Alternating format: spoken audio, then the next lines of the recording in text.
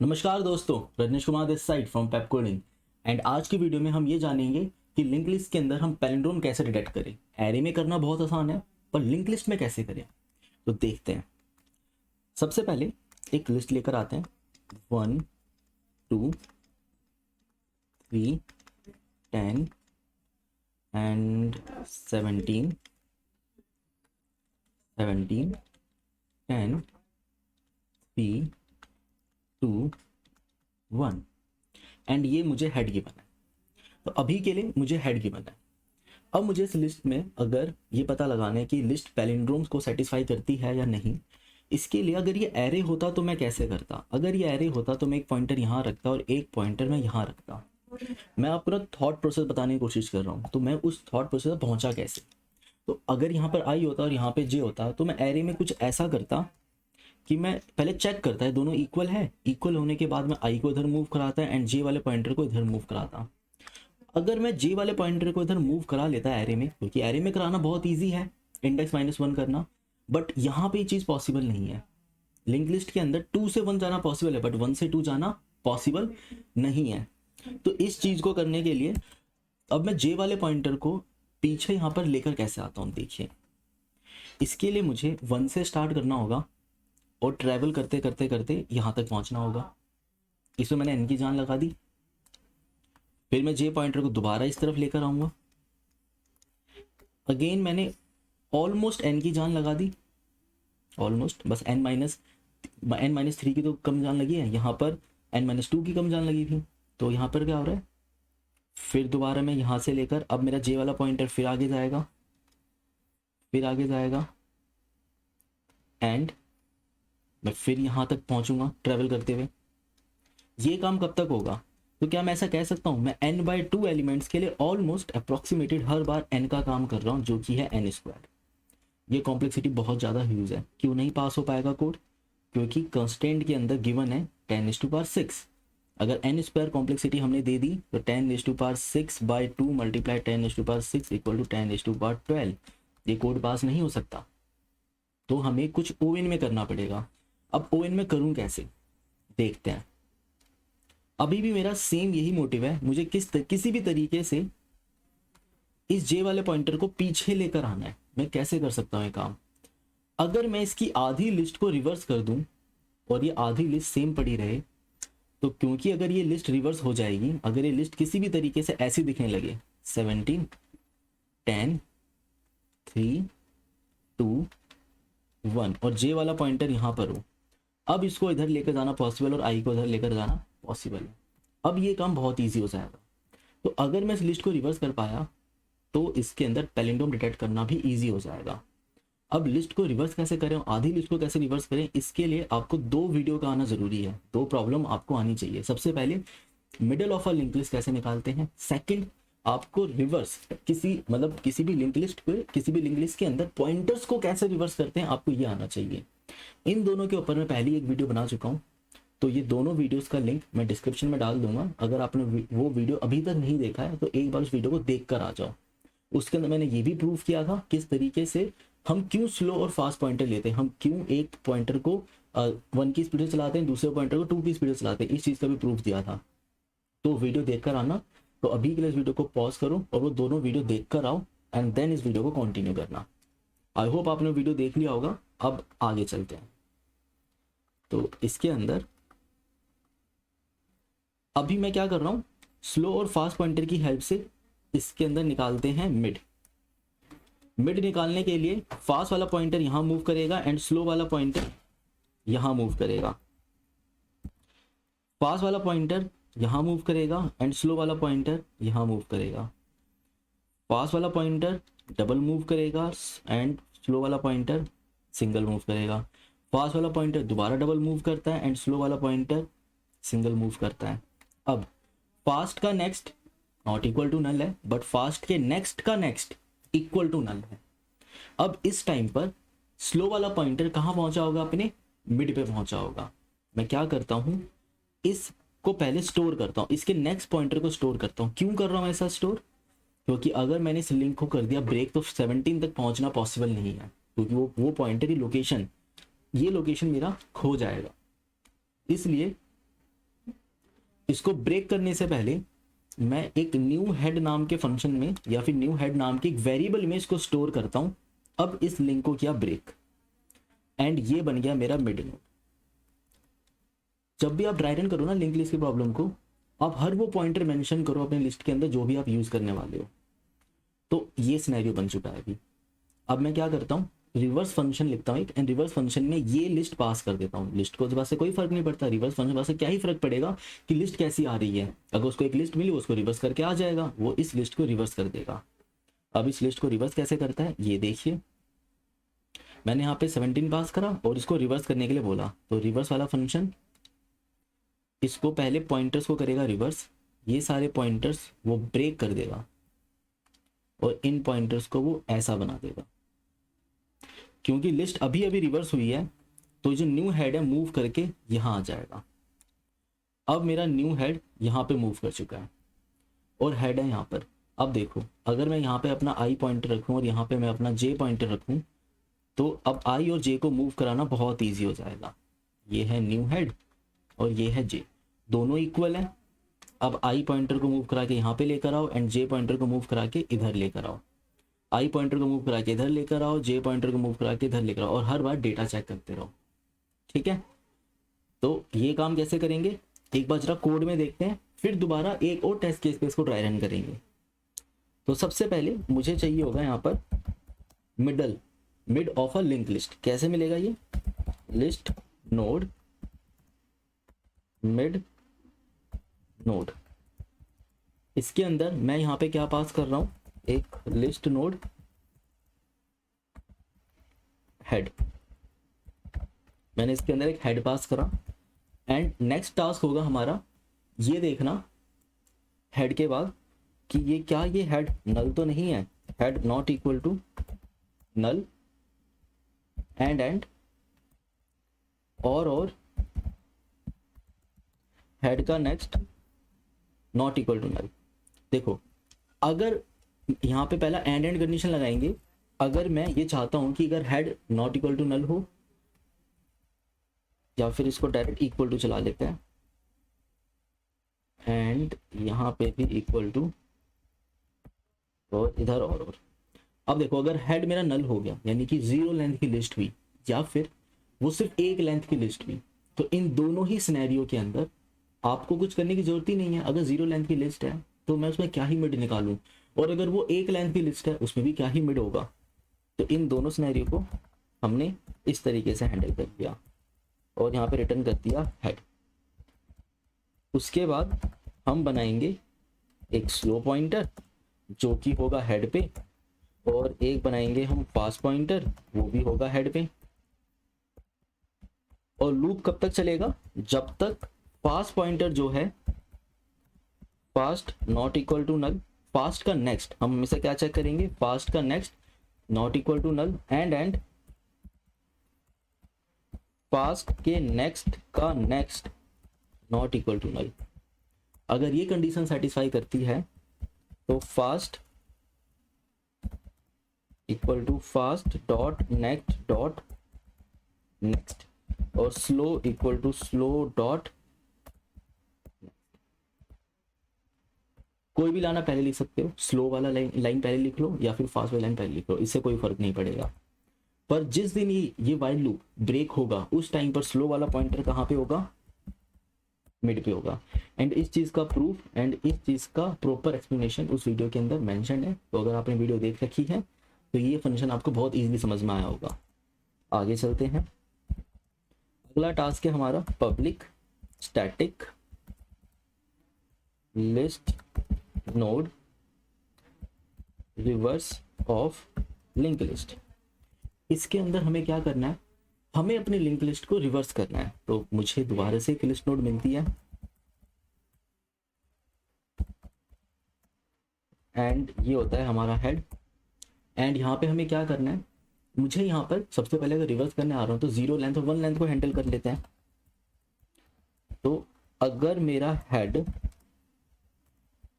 नल के इक्वल है और हेड का जो नेक्स्ट डॉट नेक्स्ट, सिर्फ एक स्टेटस देख लेते हैं यहाँ पर, वो भी नल के इक्वल है। मान लो सिर्फ एक लेंथ की लिस्ट है और दूसरी है 0 लेंथ की लिस्ट, तो इस लिस्ट के अंदर मैं क्या ही चेक करूँ, और इसको रिवर्स करने का मतलब ही नहीं बनता। अब 0 लेंथ की लिस्ट तो रिवर्स हो नहीं सकती, ना ही 1 लेंथ की हो सकती। हाँ 2 लेंथ की हम लिंक लिस्ट को रिवर्स कर सकते हैं, बट 1 लेंथ में कुछ नहीं कर पाएंगे, इसलिए रिटर्न हेड। अब इसको सॉल्व करने के लिए हमें क्या करना होगा, 3 पॉइंटर यूज करने पड़ेंगे। नंबर 1 प्रीवियस, प्रीवियस किसको पॉइंट करेगा, नल को। करंट, ये किसको पॉइंट करेगा, ये पॉइंट करेगा हेड को। एंड हमें चाहिए एक फॉरवर्ड, ये किसको पॉइंट करेगा, नल को। एंड व्हाइल लूप चलाएंगे हम कब तक, जब तक करंट नल के इक्वल नहीं हो जाता। सबसे पहले आते ही अपना बैकअप क्रिएट करो। बैकअप कैसे क्रिएट करोगे आप, फॉरवर्ड इक्वल टू करंट का नेक्स्ट। तो ये मेरे लिए बैकअप हो गया, मैंने अपना बैकअप क्रिएट करा। नेक्स्ट स्टेप क्या था, करंट को प्रीवियस से अटैच करना, बेसिकली लिंक्स को अटैच करना। तो लिंक्स कैसे अटैच करेंगे हम, current dot next equal to previous. तो मैंने यहाँ पे लिंक को अटैच करा। अब लिंक अटैच करने के बाद अगला स्टेप क्या था हमारा, मूव करो फॉरवर्ड की ओर, यानी कि प्रीवियस करंट के बराबर हो जाना चाहिए और करंट फॉरवर्ड के इक्वल हो जाना चाहिए। अब आपकी लिस्ट रिवर्स हो चुकी है, जिसके पॉइंटर्स रिवर्स हुए, डेटा नहीं, सिर्फ पॉइंटर्स रिवर्स कर दिए हमने सारे, तो मेरी पूरी लिस्ट रिवर्स हो गई। और उस टाइम पर प्रीवियस कहां पर होगा, अपने न्यू हेड पर होगा। तो आप रिटर्न कर दो यहां से प्रीवियस।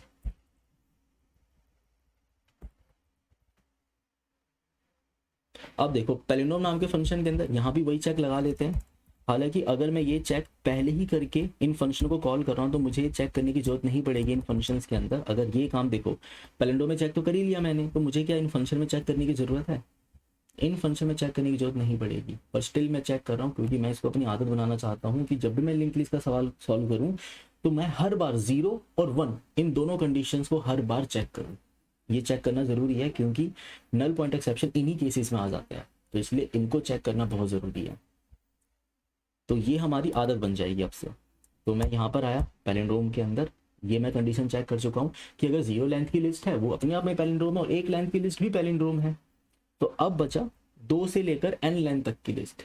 अब इसको कैसे सॉल्व करेंगे, सबसे पहले मिड नोड मंगवाओ, लिस्ट नोड मिड। मिड कैसे मिलेगा, वो मिड नोड नाम का फंक्शन है, उसको हेड पास किया और लिस्ट नोड न्यू हेड बना लिया अपना।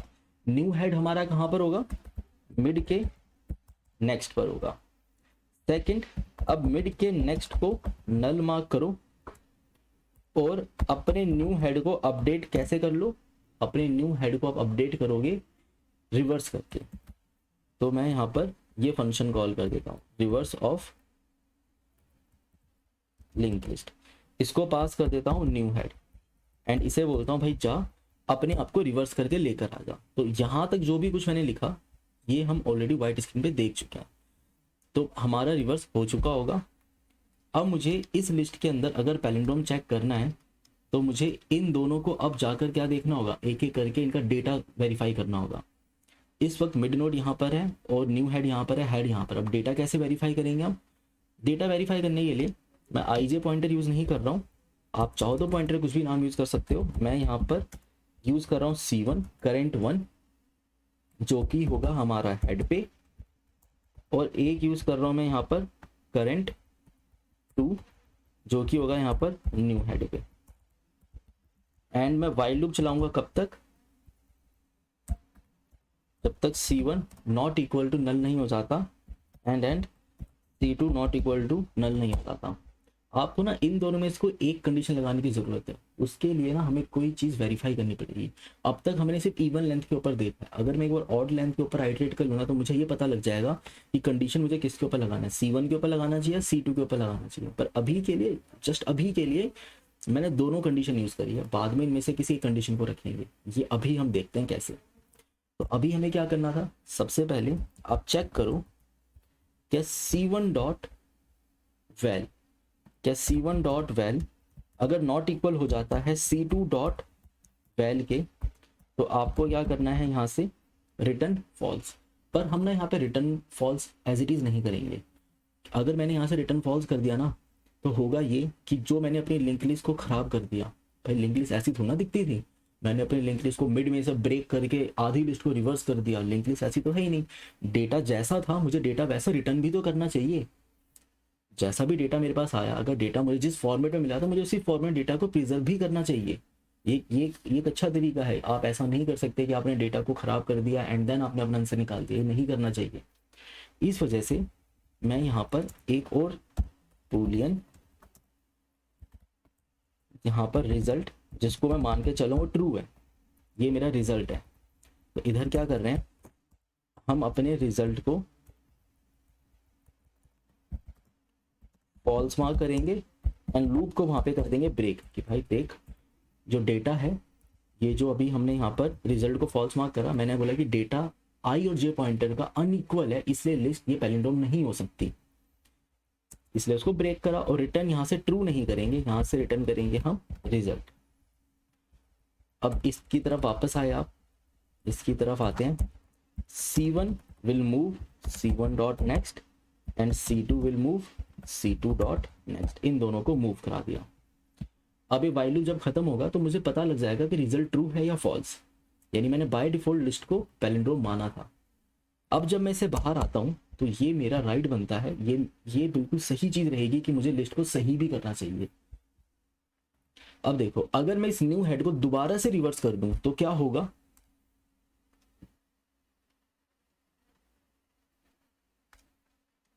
ये लिस्ट अब ऐसी दिखेगी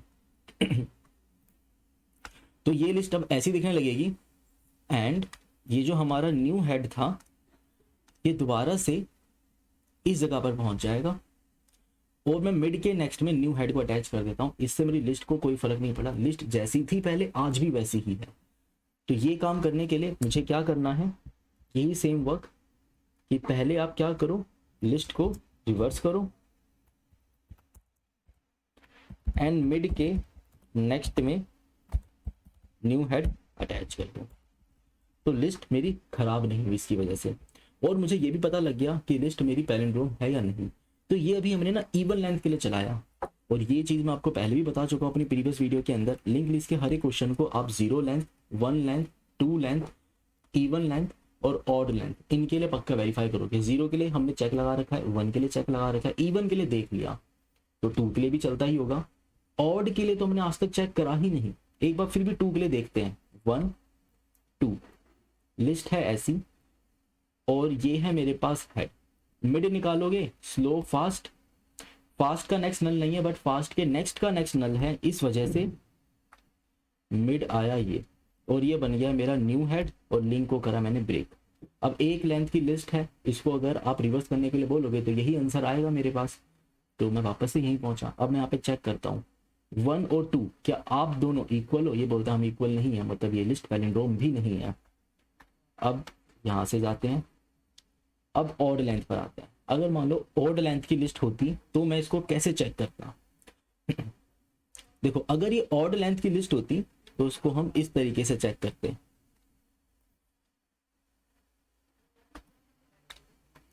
दोबारा से मिड निकालते हैं। हमारे पास ये है स्लो, ये है फास्ट। फास्ट डबल चलता है, स्लो सिंगल चलेगा। फास्ट डबल चलता है, स्लो सिंगल चलेगा। फास्ट डबल चलता है, स्लो सिंगल चलेगा। अब फास्ट का नेक्स्ट नल नहीं है एंड फास्ट के नेक्स्ट का नेक्स्ट भी नल नहीं है, इस वजह से फास्ट यहां पहुंचा एंड स्लो वाला पॉइंटर यहां पहुंचा। फास्ट का नेक्स्ट नल हो गया, मींस आप यहां पर अपना न्यू हेड बनाओ, लिंक को करो ब्रेक एंड देन ये सारे लिंक्स ब्रेक करके लिस्ट को कर दो रिवर्स। ये लिस्ट हो चुकी है रिवर्स, और आपका जो न्यू हेड है वो पहुंच जाएगा यहाँ पर, और इस टाइम पर मिड है इस जगह पर। अब C1 पॉइंटर यहाँ पर है एंड C2 पॉइंटर इधर। अब जरा कोड में देखते हैं हम क्या कर रहे हैं, ये कोड स्क्रीन पे लेकर आते हैं। तो इसके अंदर हमने क्या करा, सबसे पहले C1 का वैल और C2 का वैल चेक करा, दोनों इक्वल हैं इसलिए C1 इधर आएगा एंड C2 इधर आएगा, क्योंकि C1 का नेक्स्ट और C2 का नेक्स्ट हम इसको आगे की ओर मूव करवा रहे हैं। दोबारा से इक्वल मिला डेटा, हम आगे की ओर मूव कर रहे हैं और इसमें आगे की ओर मूव कर रहे हैं। दोबारा से इक्वल डेटा मिला, मैं इसमें आगे की ओर मूव कर रहा हूँ एंड इसमें आगे की ओर मूव कर रहा हूँ। इसके बाद भी डेटा इक्वल आया, मैं C1 पे पहुंचा, पर C1 अभी नॉट इक्वल टू नल है, बट C2 कहाँ पहुंच गया? C2 एक ऐसी लोकेशन में पहुंच गया जो कि है नल। यानी कि अगर मुझे कंडीशन लगानी भी चाहिए ना, तो मुझे सिर्फ इसके ऊपर कंडीशन लगानी चाहिए, इसको चेक करने की हमें कोई जरूरत नहीं है।